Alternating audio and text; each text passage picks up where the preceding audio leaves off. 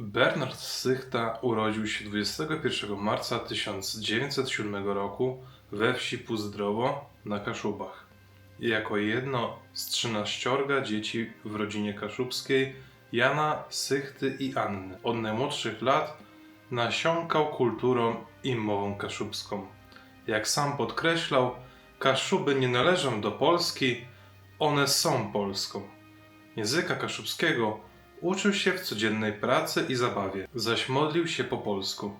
Rodzice oraz mieszkańcy Puzdrowa byli jego pierwszymi nauczycielami ludowej mowy i obyczajów, co inspirowało go do utrwalenia mowy ojczystej na piśmie. Szkołę podstawową ukończył w rodzinnej wsi, po czym kształcił się w gimnazjum w Gdańsku i Wejherowie, gdzie w 1928 roku zdał maturę.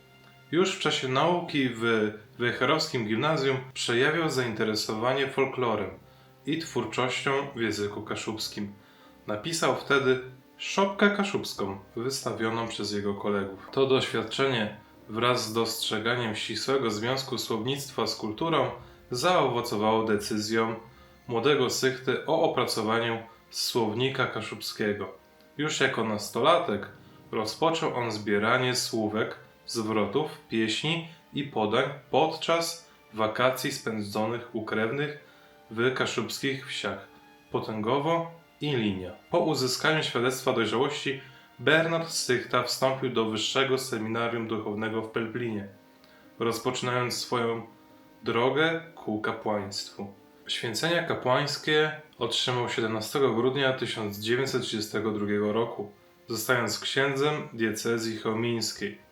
Niedługo potem zaangażował się w pracę z młodzieżą. W 1934 roku pełnił funkcję okręgowego prezesa Katolickiego Związku Polskiej Młodzieży Męskiej w powiecie świeckim. Przed wybuchem II wojny światowej oraz krótko po jej rozpoczęciu pracował jako kapelan w szpitalu dla nerwowo i psychicznie chorych w Kocborowie, gdzie posługę duszpasterską łączył ze współpracą z wybitnym psychiatrą profesorem Tadeuszem Bilikiewiczem. Jeszcze w latach 30. XX wieku ksiądz Sychta rozwijał swoją pasję literacką, tworząc sztuki teatralne w języku kaszubskim. Jego najsłynniejsza sztuka, Hanka się żeni, przedstawiająca kaszubskie wesele, cieszyła się dużą popularnością. Dramat o budźcie śpiących został wydany w imponującym nakładzie 10 000 egzemplarzy. Jednak tuż po wybuchu II wojny cały nakład spalili niemieccy okupanci na rynku w Wejherowie. Z uwagi na patriotyczną wymowę swoich utworów, Sychta stał się osobą poszukiwaną przez gestapo.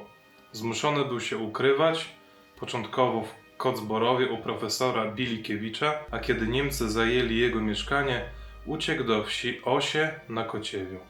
Pomimo tych tragicznych okoliczności, w miejscach ukrycia przyszły leksykograf nadal gromadził materiały językowe i etnograficzne, wierny swojej pasji dokumentowania kultury regionu. Po zakończeniu II wojny światowej Bernard Sychta powrócił do pracy duszpasterskiej i naukowej.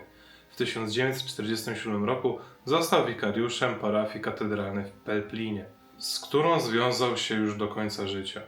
Wkrótce objął funkcję proboszcza pelplińskiej katedry, stając się duszpasterzem jednej z największych parafii diecezji. Jednocześnie poszerzał swoje kompetencje. 5 lipca 1949 roku zdał egzamin z zakresu psychopatologii i psychiatrii na Akademii Medycznej w Gdańsku. Dzięki temu mógł wykładać teologię pastoralną z elementami psychiatrii w Seminarium Duchowym w Pelplinie, przygotowując przyszłych kapłanów do pracy z wiernymi borykającymi się z chorobami psychicznymi. W kolejnych latach ksiądz Sychta łączył obowiązki proboszcza z działalnością naukową oraz społeczną. W 1960 roku papież Jan XXIII nadał mu godność tajnego szambelana papieskiego za zasługi dla Kościoła. W 1964 roku otrzymał nominację na kanonika gremialnego kapituły katedralnej chełmińskiej. Odznaczony został także odznaką Tysiąclecia Państwa Polskiego z okazji milenium Chrztu Polski. W 1969 roku za zgodą biskupa chełmińskiego ksiądz Sychta zrezygnował z obowiązków proboszcza, by całkowicie poświęcić się pracy naukowej. Do dyspozycji otrzymał dom kanonicki przy katedrze, gdzie urządził swoje miejsce do pracy badawczej. Mimo skupienia się na działalności naukowej, do końca życia pozostawał czynnym kapłanem. Jako prałat i profesor seminarium służył wiedzą i doświadczeniem młodszym duchownym. Ksiądz Bernard Sychta zmarł 25 listopada 1982 roku w Gdańsku. Uroczystości pogrzebowe odbyły się 4 dni później w Pelplinie, gdzie został pochowany na cmentarzu katedralnym jako długoletni proboszcz tej parafii. Mszy pogrzebowej przewodniczył biskup Edmund Piszcz. Pomimo obowiązków duszpasterskich, Bernard Sychta konsekwentnie rozwijał swoją działalność naukową. Jeszcze w trakcie wojny nie zaprzestał badań terenowych. Zgromadził przed 1939 rokiem 15 000 stron rękopiśmiennych materiałów dotyczących mowy i folkloru Kaszub. Niestety znaczna część tych zbiorów przepadła podczas okupacji hitlerowskiej. Ocalałe i nowo zebrane materiały Sychta zaczął naukowo opracowywać tuż po wojnie. Już w kwietniu 1945 roku Uniwersytet Poznański przyjął jego pracę magisterską, a 9 kwietnia 1946 roku uzyskał on tytuł magistra filozofii w zakresie etnografii, etnologii, antropologii i prehistorii. Bezpośrednio potem przygotował rozprawę doktorską Materialna kultura ludowa Borów Tucholskich na tle etnografii kaszubskiej i kociewskiej, którą obronił 6 czerwca 1947 roku na Uniwersytecie Poznańskim. Praca ta była kompleksowym studium nad kulturą materialną Borów Tucholskich w kontekście kaszubskim i kociewskim. Została uznana za jedno z najważniejszych dokonań w dziedzinie etnografii w tym regionie. Uzyskawszy tytuł doktora, ksiądz Sychta stał się jednym z nielicznych kapłanów łączących posługę duszpasterską z karierą naukową w zakresie humanistyki. W kolejnych latach publikował liczne artykuły i rozprawy naukowe. Zachęcony przez profesora Kazimierza Nitsza, który odwiedził go w Pelplinie w 1955 roku, Sychta w latach 50.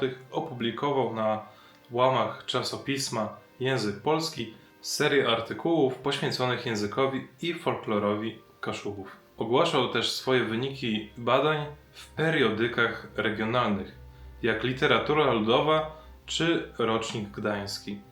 Te publikacje ukazały wszechstronność jego zainteresowań, od języka i folkloru przez etnografię po psychiatrię. Jednym z najważniejszych obszarów działalności Sychty były badania nad językiem kaszubskim.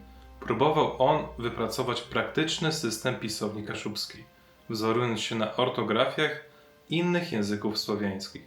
Postrzegał język kaszubski jako istotne ogniwo łączące zarówno żywe, jak i wymarłe języki słowiańskie. Jego odważne poglądy i propozycje budziły polemiki. Ksiądz Sychta krytykował odmienne stanowiska. Sam też bywał krytykowany i kilkukrotnie modyfikował własne zasady pisowni. Dyskusje te toczyły się w środowisku kaszubskim przez lata, świadcząc o zaangażowaniu Sychty w kształtowanie standardu języka pisemnego Kaszubów. Największym dziełem życia Bernarda Sychty okazała się praca leksykograficzna. Wykorzystując przez lata cierpliwie gromadzony bogaty materiał językowy i etnograficzny, ksiądz Sychta opracował monumentalny Słownik Gwar Kaszubskich na tle kultury ludowej. Dzieło to ukazało się drukiem w latach 1967-1978. Słownik Sychty był pierwszym tak obszernym kompedium wiedzy o języku i kulturze Kaszub. Zawiera około 60 000 haseł ułożonych gniazdowo z bogatymi objaśnieniami znaczeń i przykładami użycia w zdaniach, a nawet informacjami o informatorach i kontekście etnograficznym. Autor świadomie stosował uproszczoną, półfonetyczną ortografię kaszubską, by jak najłatwiej oddać brzmienie i zróżnicowanie gwar przy zachowaniu przejrzystości zapisu. Sychta przyjął metodę pracy opartą na żmudnej obserwacji terenowej. Potrafił zdobyć zaufanie swoich rozmówców, mówiąc po kaszubsku, ceniąc ludowy humor i przede wszystkim będąc dobrym słuchaczem. Czasem posługiwał się nietypowymi metodami, np. podsłuchu rozmów w naturalnym środowisku, co uważał za skuteczne narzędzie badania frazeologii. Efektem tych wysiłków jest słownik uznawany dziś za dzieło pomnikowe kaszubskiej leksykografii, prawdziwa skarbnica języka oraz folkloru Kaszub. Kontynuując pracę leksykografa, Bernard Sychta zgromadził także ogromny korpus słownictwa z sąsiedniego regionu – Kociewie. Na jego podstawie opracował trzytomowe dzieło pod tytułem Słownictwo kociewskie na tle kultury ludowej. Wydawane w latach 1980-1985, także i to dzieło cechuje układ gniazdowy i bogate odzwierciedlenie realiów kultury ludowej Kociewiaków. Dzięki tym dwóm słownikom Sychta utrwalił i ocalił od zapomnienia niezliczone słowa, wyrażenia, przysłowia i idiomy kaszubskie oraz kociewskie, wraz z ich znaczeniami i kontekstem użycia. Poza pracami słownikowymi ksiądz Sychta pozostawił także inne ważne opracowania. Pisał rozprawy z zakresu etnografii, językoznawstwa i nawet psychiatrii. W latach 80. ogłosił m.in. kilka prac dotyczących psychiatrii pastoralnej.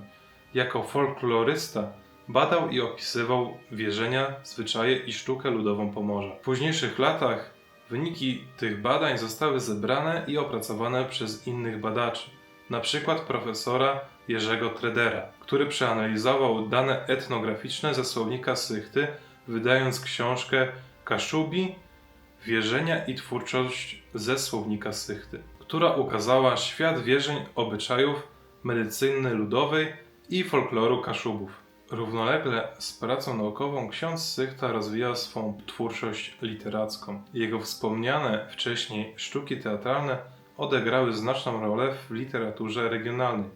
Hanka się żeni to komedia obyczajowa przedstawiająca tradycyjne wesele kaszubskie. Ta sztuka ugruntowała pozycję języka kaszubskiego na scenie teatralnej. Dramat Dzewcze i Miedza również czerpał z życia wsi kaszubskiej, zawierając w tekście autentyczne pieśni i słowniczek gwarowy. Z kolei Gwizdka z Gdańska to opowieść wigilijna rozgrywająca się w Gdańsku, łącząca elementy humorystyczne z kolędowymi tradycjami. Niestety wojna przerwała działalność dramatopisarską Sychty. Część utworów zaginęła lub długo czekała na publikację. Po wojnie Sychta powrócił do twórczości teatralnej już tylko raz, pisząc Wesele kociewskie, sztukę folklorystyczną ukazującą obrzędy weselne kociewiaków, wzbogaconą o przepisy, objaśnienia i zapis niemal 60 melodii ludowych. Jego dramaty, pisane gwarą i osadzone w realiach pomorskiej wsi, pełniły ważną funkcję, bo utrwalały lokalne tradycje, a zarazem dostarczały rozrywki i wzbudzały dumę z rodzinnej kultury. Ksiądz Bernard Sychta był człowiekiem o wielkich talentach. Był nie tylko pisarzem i naukowcem, ale także malarzem amatorem i utalentowanym rysownikiem.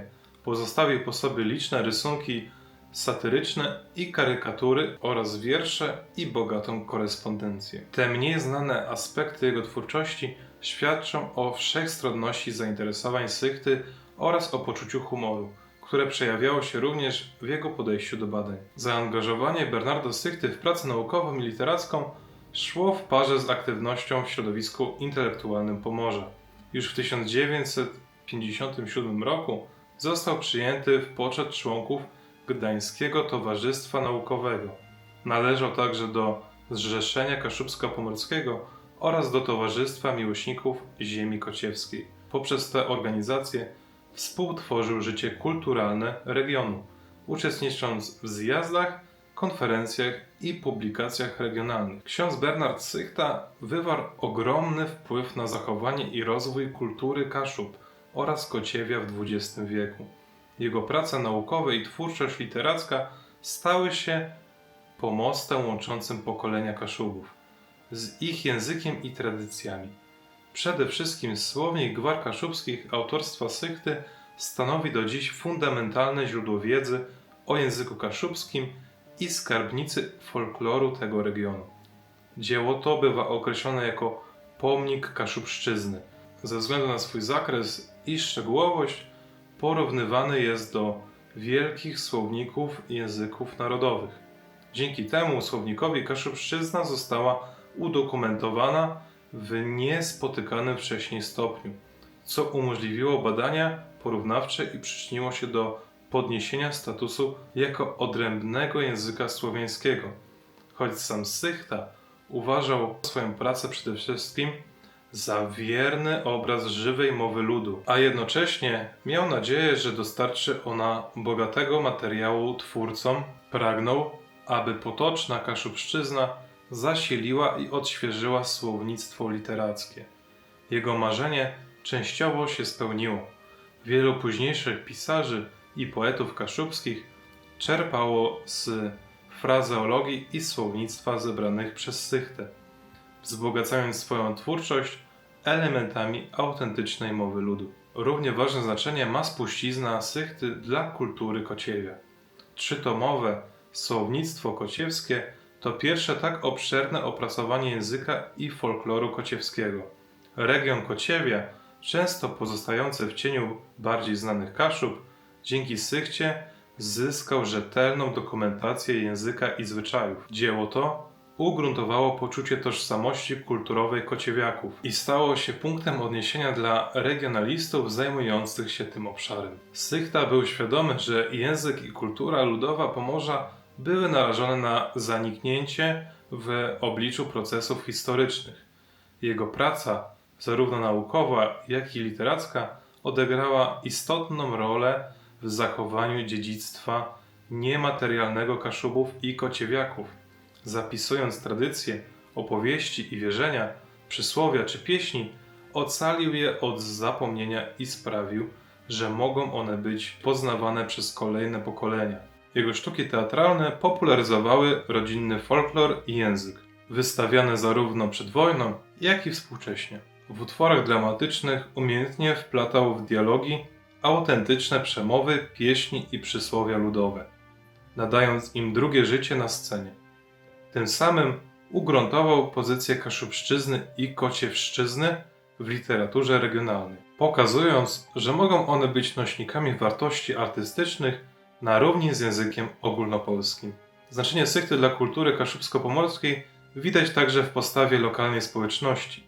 Już za życia cieszył się on ogromnym autorytetem wśród Kaszubów, jego dorobek budził podziw i szacunek. Społeczność kaszubska uhonorowała go w 1968 roku prestiżową nagrodą, czyli medalem Stolema, zwanym Kaszubskim Noblem, przyznawanym za wybitne zasługi dla Kaszub. Otrzymał także specjalny Order Stańczyka od gdańskiego miesięcznika Litery za swój wkład w pomorską kulturę. Bernard Sychta aktywnie uczestniczył w ruchu kaszubsko-pomorskim, był obecny na zjazdach Zrzeszenia Kaszubsko-Pomorskiego, wspierał działalność młodych działaczy i jego doświadczenie i wiedza inspirowały kolejnych regionalistów, językoznawców i twórców ludowych Pomorza. Dopełnieniem wpływu Sychty na kulturę są liczne wyróżnienia i oznaki pamięci, które otrzymał. Jego prace stały się przedmiotem badań i opracowań naukowych. Powstały artykuły, prace magisterskie i doktorskie, analizując zawartość słownika gwar kaszubskich. Do dziś trwają starania o ponowne wydanie tego fundamentalnego słownika. Jednak realizację reedycji komplikuje sytuacja praw autorskich. Pomimo braku nowych wydań, egzemplarze słownika są wciąż wykorzystywane przez badaczy i miłośników Kaszubszczyzny, a jego wartość naukowa nie maleje. Również dramaty Sychty nie doczekały się wznowień książkowych, lecz pamięć o nich przetrwała w tradycjach lokalnych teatrów. Co pewien czas wystawione są na nowo przez amatorskie zespoły kaszubskie. Można śmiało powiedzieć, że bez pracy księdza Bernarda Sychty obraz współczesnej kultury kaszubskiej i kociewskiej byłby uboższy. Udało mu się w pojedynkę dokonać dzieła, nad którym inni pracują całymi zespołami. Stworzył pomost między przeszłością a przyszłością Kaszub i Kociewia, z którego czerpią zarówno naukowcy, jak i mieszkańcy tych ziem. Jako kapłan ksiądz Bernard Sychta również zasłużył się dla Kościoła katolickiego, zwłaszcza na Pomorzu. Jego działalność duszpasterska przypadła na wyjątkowo trudne czasy. Obejmowała okres międzywojenny, II wojnę światową oraz dekady powojennego komunizmu w Polsce. Sychta dał świadectwo niezłomności i wierności powołaniu, niosąc posługę duchowną nawet w warunkach zagrożenia życia. Poprzez swoją obecność wśród chorych, prześladowanych i zwykłych parafian wcielał w życie ideały miłości bliźniego i służby tak istotne dla Kościoła. W powojennej Polsce, będącej pod wpływem ideologii komunistycznej, ksiądz Sychta należał do grona kapłanów intelektualistów, którzy swoją pracą naukową dowodzili, że wiara i rozum mogą harmonijnie współistnieć. Jako profesor z seminarium w Pelplinie kształcił młodych duchownych nie tylko w teologii, ale też uwrażliwiał ich na kwestie psychologii i psychiatrii, przygotowując do bardziej kompetentnej opieki duszpasterskiej nad wiernymi z problemami psychicznymi. Było to nowatorskie podejście świadczące o otwartości Sychty na osiągnięcia nauki z korzyścią dla posługi kapłańskiej. Również jego badania etnograficzne nad religijnością ludową Kaszubów miały znaczenie dla Kościoła.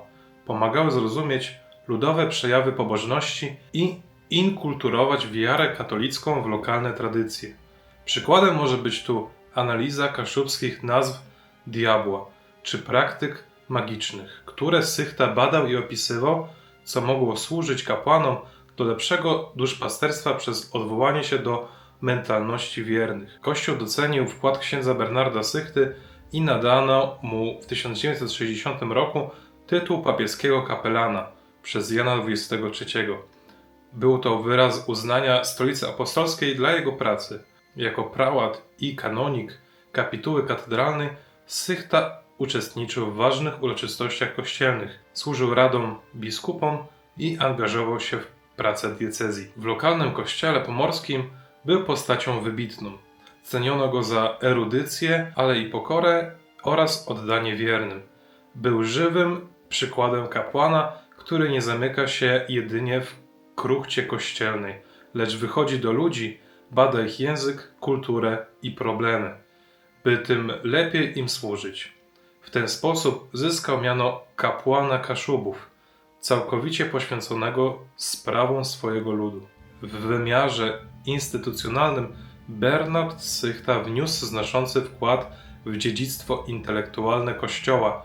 Jego tytuł doktora oraz późniejszy doktorat honoris causa Uniwersytetu Gdańskiego były dumą dla diecezji i pokazują, że Kościół potrafił docenić i wspierać rozwój naukowy swoich kapłanów. Sam Bernard Sychta podczas ceremonii wręczenia mu tego honorowego doktoratu wypowiedział wzruszające słowa podziękowania, zaznaczając swoje oddanie Kaszubom. Cytowane były one szeroko w prasie kościelnej i regionalnej. Jako duchowny zyskał też szacunek hierarchii, gdzie biskupi powierzali mu odpowiedzialne zadania, wiedząc, że jest człowiekiem kompetentnym i sumiennym. Po śmierci Sychty kościół lokalny upamiętnił go na różne sposoby.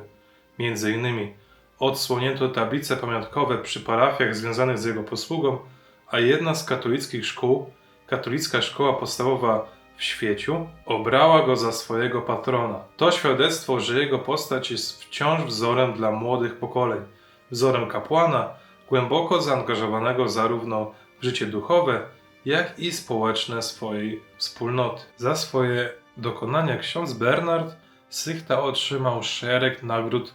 Do najważniejszych należą medal Stolema, Złoty Krzyż Zasługi, Nagroda imieniem Kazimierza Nitrza, Order Stańczyka, honorowe członkostwo Gdańskiego Towarzystwa Naukowego, specjalny medal Zrzeszenia Kaszubsko-Pomorskiego twórcy słownika gwar kaszubskich, Nagroda Ministra Kultury i Sztuki, Nagroda imieniem Oskara Kolberga za zasługi dla kultury ludowej, medal imienia Mikołaja Kopernika Polskiej Akademii Nauk, honorowe członkostwo Towarzystwa Miłośników Ziemi Kociewskiej oraz Nagrodę Wojewody Gdańskiego i jeszcze doktorat honoris causa Uniwersytetu Gdańskiego. Pamięć o księdzu Bernardzie Sychcie jest na Pomorzu żywa i pielęgnowana na różne sposoby. Już w kilka lat po jego śmierci zaczęto upamiętniać to niezwykłe życie. W 1986 roku w Starogardzie Gdańskim jedną z ulic nazwano imieniem księdza Sychty. Z czasem jego imię pojawiło się na mapie całego Pomorza. Dziś ulicę księdza Bernarda Sychty znaleźć można m.in. w Gdańsku, w Tczewie, w Pucku, w Jastarni, w Luzinie, w Wejherowie, w Bytowie, w Skurczu. Nowo wybudowany dom parafialny otrzymał w 1990 roku imię Sychty. Szkoły i instytucje z dumą noszą imię Bernarda Sychty, szerząc wiedzę o patronie wśród młodzieży. Jest patronem szkoły podstawowej w rodzinnym Puzdrowie oraz szkoły podstawowej nr 6 w Kościerzynie. Jego imię nadano także Bibliotece Miejskiej w Starogardzie Gdańskim, a w Pelplinie tablica ku czci księdza Sychty pojawiła się w 1997 roku na domu przy ulicy Mestwina 4, czyli dawnej plebanii, w której mieszkał i tworzył. W Świeciu natomiast istnieje katolicka szkoła podstawowa imieniem księdza Bernarda Sychty, co dowodzi, że pamięć o nim kultywowana jest nie tylko na Kaszubach, ale i na Kociewiu. Pomniki i tablice również przypominają o Sychcie. W centrum Sierakowic przed kościołem świętego Marcina stanął pomnik księdza Bernarda Sychty, odsłonięty w 2015 roku jako wotum wdzięczności Kaszubów za jego życie i pracę. Z tyłu pomnika umieszczono tablicę z napisem podsumowującym dokonania patrona oraz cytatem z jego przemówienia. Już wcześniej, bo w 1992 roku przed rodzinnym domem Sychty w Puzdrowie społeczność ufundowała okazały głaz z tablicą upamiętniającą miejsce urodzenia księdza. Bernard Sychta przeszedł do historii jako kapłan, uczony i pisarz, który całe swoje życie poświęcił umiłowanym Kaszubom i Kociewiu. Jego praca stanowi pomnik trwalszy niż ze Spiżu, w postaci tysięcy stron zapisanych gwarą, setek opisanych zwyczajów i niezliczonych uratowanych słów. Dziedzictwo księdza Sychty żyje w języku i kulturze Pomorza, a pamięć o nim wciąż wdzięcznie kultywowana przez tych, którzy zdają sobie sprawę z ogromu jego zasług. Dzięki niemu Kaszubi i Kociewiacy mogą pełniej poznać samych siebie, a polska kultura zyskała bezcenne opracowania dokumentujące bogactwo rodzimej tradycji. Można z całą pewnością stwierdzić, że ksiądz Bernard Sychta zapisał się w panteonie najwybitniejszych postaci Pomorza jako duchowny, naukowiec i strażnik kaszubskiej mowy. Jego życie jest dowodem na to, jak jedna osoba kierowana pasją i wiarą potrafi ocalić skarb całej społeczności dla przyszłych pokoleń. Serdecznie zapraszam Was na odcinek z Pruszcza Gdańskiego i z Sierakowic, a my widzimy się niedługo.